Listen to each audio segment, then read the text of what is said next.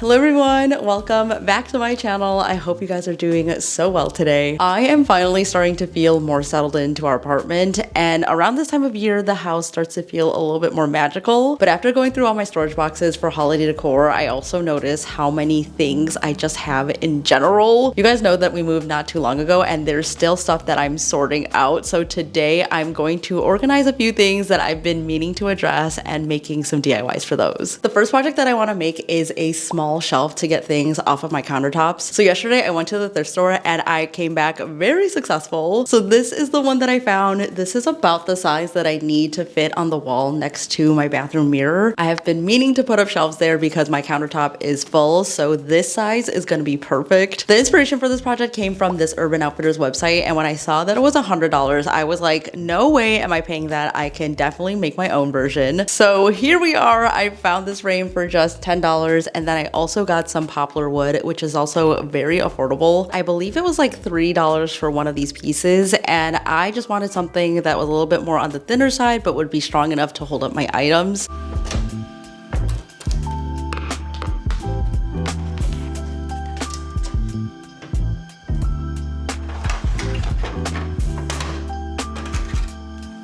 So I wanted to show you guys that you do not need a power saw to cut through wood. So here I have a miter box and a saw. This one I got for $20. It has like little feet and these little clamps here, but you could also get them for cheaper for $15. So they are pretty affordable. This comes with a basic handsaw, and then on the miter box you have all the different angles. So you have a straight cut, and there's also 22.5 and 45-degree angles, which is also known as a miter cut. I have everything marked off. I'm going to center it in the box, and then I'm also going to use the little clamps to help me hold it in place. I will warn you guys, this does take a little bit longer than using a power saw, but it can be done pretty easily.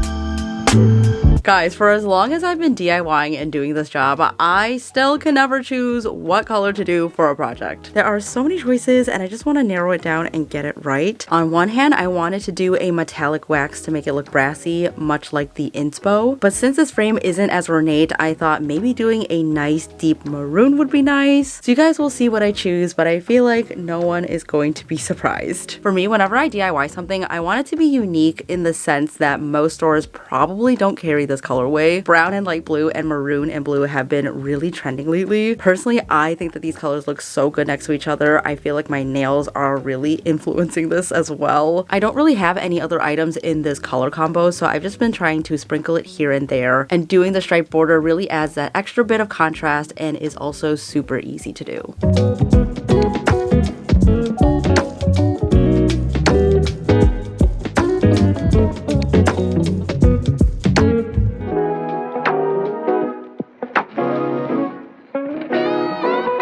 So you guys know last month we went to Hawaii to celebrate our anniversary, and we had the best time ever. We took in all the sights, we took all the hikes, ate all the food, and it was really nice because we were able to chill and just take things at our own pace. We were not in a rush to do anything. We didn't have like a tight schedule, so that really allowed us to slow down and relax. And I know that our next big trip is going to be kind of the opposite because we're going to Japan in March. Not gonna lie, it is stressing me out a little bit because we only have a week there and we're trying to go to Tokyo, Osaka, and Kyoto. So if you guys have any recommendations or tips, please let me know down in the comments. One thing I don't have to worry about though is my luggage situation, which I basically have down to a science now, and that is all thanks to Away, who is so kindly sponsoring today's video. Away is designed by travelers for travelers, and you guys know I've been a huge fan of them for so many years now. They just make the best intentional products, and if you are an overpacker like me, their compression pad is seriously a game changer. For our Hawaii trip, I took my bigger carry-on flex, and usually usually I have to put stuff in Brian's luggage, but this time I was able to fit all of it. I fit 3 or 4 pairs of shoes, my hair dryer, all of my outfits, even our snorkels. It was one of those situations where it was stuck to the brim and I thought to myself, there's no way that this is gonna close, but somehow it does every single time. I think the bigger carry-on is my new favorite for sure, but you honestly cannot go wrong with any of their carry-ons. I know the holidays are coming up right around the corner, so if you're still looking for a good gift idea, Away definitely has you covered. I'm a firm believer that good luggage and nice travel accessories make the best gifts because you know they're gonna be so appreciated and actually used. In the past, my friend and I actually gifted an Away suitcase to one of our other friends, and she was in tears when she opened it. It was seriously so sweet and so special. I could tell it really meant a lot to her because us 3 would go on trips together, and from there on out, she would take it on all of her trips. So it was really nice to treat her, and we got it in her favorite color, which was pink, which I love that there are so many ways to customize it. And if you want to make it even more special, they do have personalization options with lots of fonts and colors, which I think is so cool. So definitely check that out if you do plan on gifting. And now is definitely the best time to treat yourself or a loved one because you can shop holiday savings all month long. Just click on my link or go to awaytravel.com to get the best prices of the season. Thank you again to Away, and now let's get back into the video.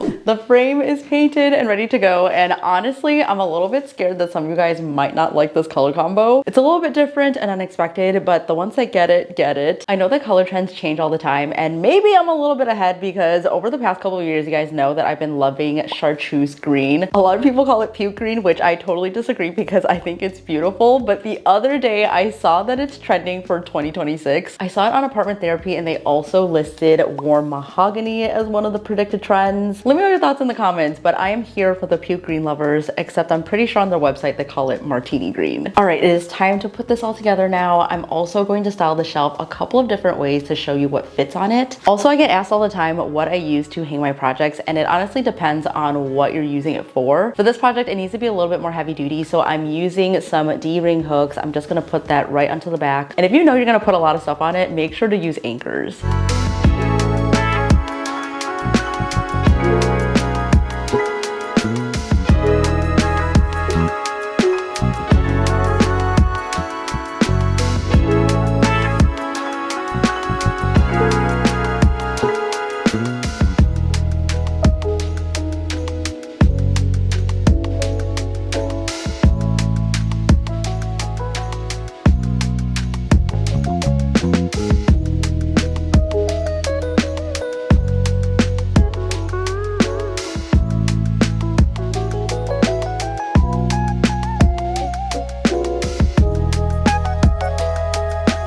You know how they say something that you've been putting off for weeks or months at a time probably only takes less than 15 minutes to do? Well, something that has been driving me absolutely crazy is my Q-tips, and my floss picks have just been sitting on the counter in our bathroom. They're just in the box and the bag that they came with, and it takes up so much counter space, and it just looks not aesthetic at all. I don't know why, but I've been putting off finding proper storage for them, and every time I go shopping and look for one, I cannot find something that I like. So of course, I finally decided that I am just going to DIY something. So here it is, very simple. I love the wood top, and I don't exactly love that you could see through the glass because I would like for you to not see directly into my Q-tips or my floss picks. So I thought this was the perfect opportunity to try out these glass paints that I've had for a while. I've watched a couple of videos and everything is so beautiful, so I'm hoping mine comes out just as good. Let's unbox them and test them out together, shall we?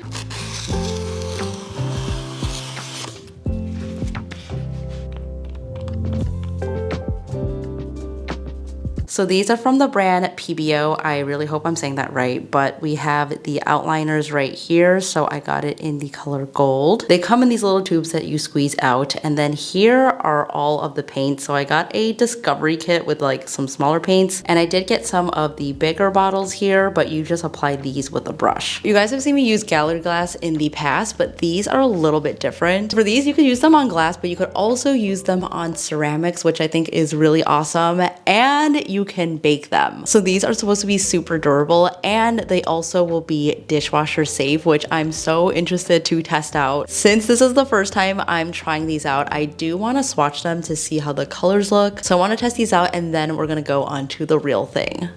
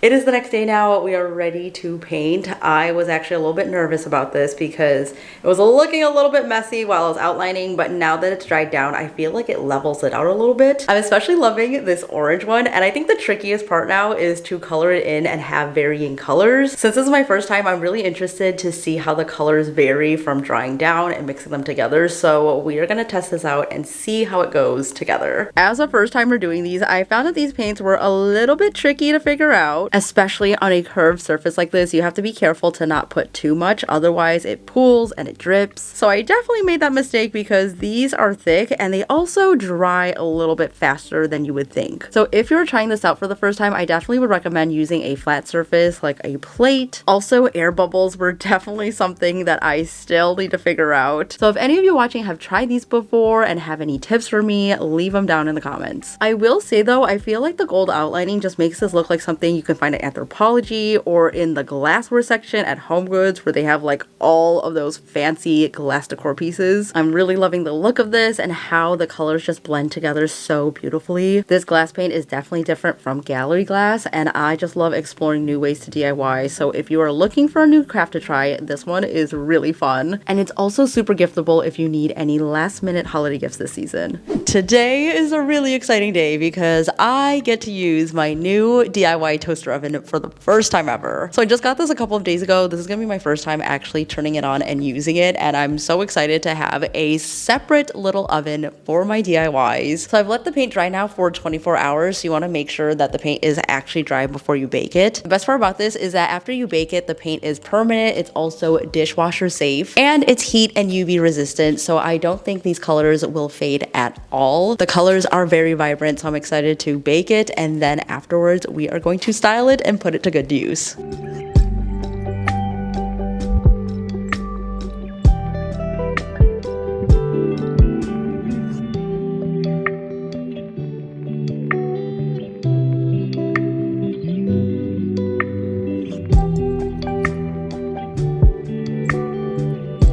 I am definitely feeling motivated to keep DIYing cute things to keep myself organized, because what the heck, look at how cute this jar is, and the shelf behind me, I'm really proud with how it came out, and it cost way less than the original inspo. I have tons more spaces to organize and beautify, so if you guys have any suggestions on what you want me to create next, let me know down in the comments. If you like this video, don't forget to give it a thumbs up down below, and if you guys got inspired by any of these projects and want to recreate them and tag me, please share them over on Instagram. They seriously make my day, and especially when you guys tag me when you're watching the videos, I just feel so honored that you're spending the day with me. All right guys, that is it for me today. Thank you so much for watching. Stay inspired, and I will see you in the next one. Bye!